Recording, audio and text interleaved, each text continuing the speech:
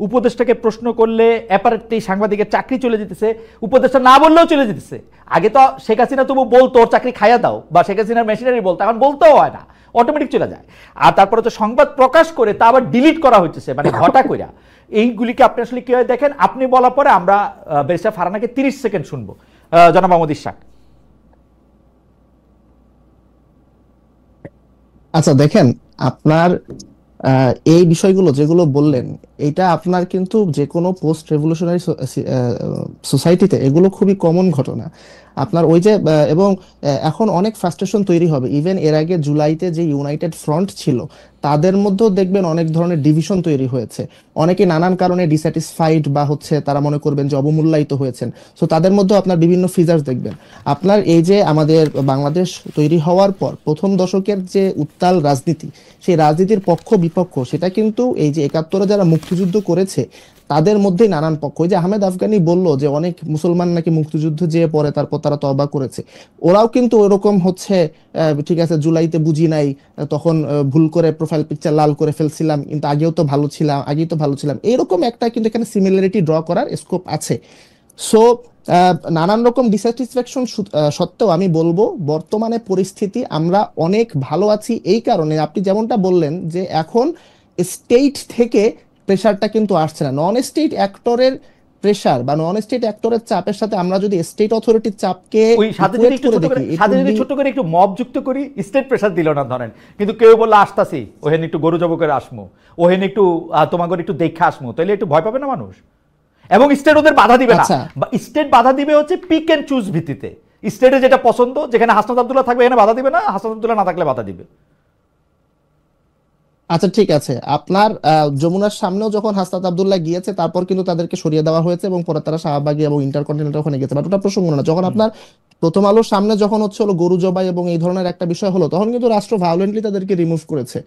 So আমার কাছে মনে হয় না যে, এবং এটাও বুঝতে হবে রাষ্ট্রের এই মুহূর্তে সক্ষমতা কত। যেই পুলিশ কিছুদিন আগে রীতিমতো একটা ম্যাসাকার চালিয়েছে, সেই পুলিশের এখন কতটুকু মোরাল আপনার হাই গ্রাউন্ড আছে, বা তাদের কিভাবে সেই অথরিটি তারা এক্সারসাইজ করতে পারছে সোসাইটিতে, বা অ্যাকসেপ্টেবিলিটি আছে, সেটাও কিন্তু একটা প্রশ্ন। এই ডিফিকাল্ট টাইমসের মধ্যে এই ধরনের কিছু প্রবলেম হবে। ডিলেট করার ঘটনা যেটা হয়েছে, আমি মনে করি না এটা রাষ্ট্র, বাংলাদেশ রাষ্ট্র ইটসেলফ দায়ী। আমি মনে করি এখানে হয়তো একজন পার্টিকুলার পার্সন এটা করেছেন, আমি তার সাথে বাংলাদেশ রাষ্ট্রকে ইকুয়েট করতে রাজি হচ্ছি না। আমি মনে করব যে আমি দাবি করছি, স্ট্রংলি ক্লেম করছি যে বর্তমানে যে এই প্রবলেমগুলো আমরা দেখতে পাচ্ছি। না, আমি মাহফুজ আলমের কথা বলছি না, মাহফুজ আলমের স্ট্যাটাস ডিলিট করার কথা বলছি না। আমি বলতেছি যে বগুড়া একটা ঘটনা ঘটছিল, আমি দেখলাম 3-4টা টেলিভিশন এটা রিপোর্ট করছে, রিপোর্ট করার পরে তারা আবার এটাকে ডিলিট করছে, এটা বলে যে না এরকম কোনো ঘটনা ঘটে নাই। এবং 2-3টা সংবাদ মাধ্যম যেহেতু, সেই তো আমার একটু সন্দেহ হয়েছে। এবং রাষ্ট্রের ক্ষেত্রে আমি একই ধরনের রিপোর্ট 3-4টা জায়গায় দেখতে পাচ্ছি, মানে যেরকম আওয়ামী লীগ আমলে দেখতে পাইতাম একই রিপোর্ট। আচ্ছা দেখেন, আমি এক্স্যাক্টলি জানি না আপনি কিসের কথা বলছেন, কিন্তু কয়েকদিন আগে জাতীয় সঙ্গীতের থামাই দেওয়া হইতেছে বা এরকম কিছু একটা মব গিয়া নষ্ট করছে, এরকম একটা খবর ছাপা হয়েছিল বেশ কয়েকটা টেলিভিশনে, অন্তত 2টা টেলিভিশনে আমি দেখছি, বেশ কয়েকটা গণমাধ্যমে। তারপরে তারা এটা তুলে নিছে, বলছে যে এরকম কোনো ঘটনা ঘটে না, আমরা অনবধানতা বশত এটা ছাপাইছি।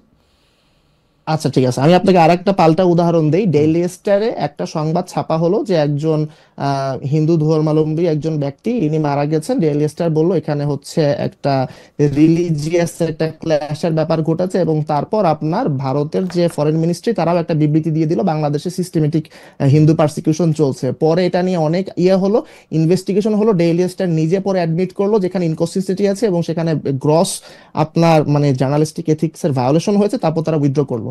এখন আপনি কি, এই ধরনের প্র্যাকটিস তো হয়েছে, এবং আমি আবারও শুরুটা যেখানে থেকে করেছিলাম যে আমাদের জার্নালিজম, আমাদের তো সোসাইটি ফ্যাসিসবাদের আমলে ট্রাস্ট ভেঙে যায়। আপনার দেখা যাচ্ছে যে একটা যখন সার্ভেলেন্স স্টেট তৈরি হয় তখন কি হয়, আপনার ওরওয়েলে আমরা পড়েছি যে ছেলে বাবাকে রিপোর্ট করছে, বাবা প্রতিবেশীকে রিপোর্ট করছে, সেখানে আমাদের জার্নালিস্টদের সাথে তো সোসাইটির ট্রাস্টের সম্পর্কটা আর আগের মতন নাই।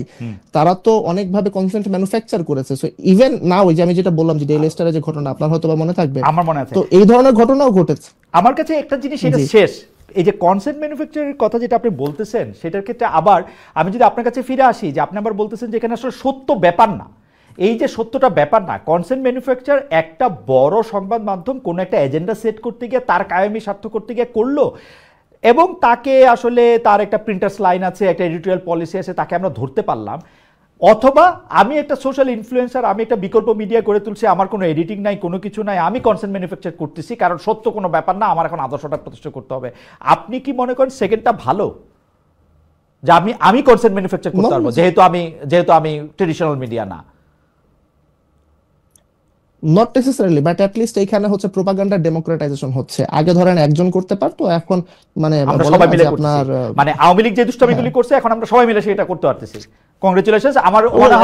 আমার মনে হয় যে আপনি অত্যন্ত চমৎকার বলেছেন। কিন্তু আপনার কি শেষ কিছু বলার ছিল জনাব মোহাম্মদ ইশরাক? কারণ আমরা যেহেতু একটু 5 মিনিট বেড়েছে, আমরা একটু রুমিন ফারহানা ব্যারিস্টারকে দিয়ে শেষ করতে চাই। আপনি যদি কিছু বলার থাকে আমি 71 প্রসঙ্গে যে রাজনীতিটা হচ্ছে, আমি ওইটা নিয়ে একটা বলতে চাচ্ছিলাম। সেটা হচ্ছে ব্যারিস্টার রুমিন ফারহানা বলছিলেন যে জোটের রাজনীতি এবং আদর্শের রাজনীতি। ইন প্রিন্সিপাল আমি কথার সাথে এগ্রি করি, কিন্তু আপনি যদি হচ্ছে জোটের রাজনীতি থেকে এর ব্যাপারটা যদি এরকম হয়, আপনি যুদ্ধাপরাধীর গাড়িতে জাতীয় পতাকা তুলে দিয়েছেন বা যুদ্ধাপরাধীর সাথে রাজনীতি করছেন, সেটা কিন্তু আবার একটা প্রবলেম। এখানে আমি খালেদা জিয়ার বহু সমাবেশে গিয়েছি, উনি নিজামী মুজাহিদের মুক্তি চেয়েছেন, আমি তারেক জিয়ার বক্তব্য আছে। আমার মনে হয় যে আমরা 5ই আগস্টের পর আমরা একটা বড় ন্যাশন হিসাবে আমরা ফেল করেছি, যে এই যে ফ্যাসিবাদের যারা ভিকটিম ছিল তাদেরকে আমরা রাজনীতির স্বার্থে আর ডেমোনাইজ করব না, এই কনসেনসাসে আমরা পৌঁছতে পারিনি। তো যার ফলে যে জিনিসটা হয়েছে 71, আমি মনে করি এটা অ্যালাইভ থাকবে এবং বিভিন্ন পক্ষ এটা নিয়ে রাজনীতি করবে।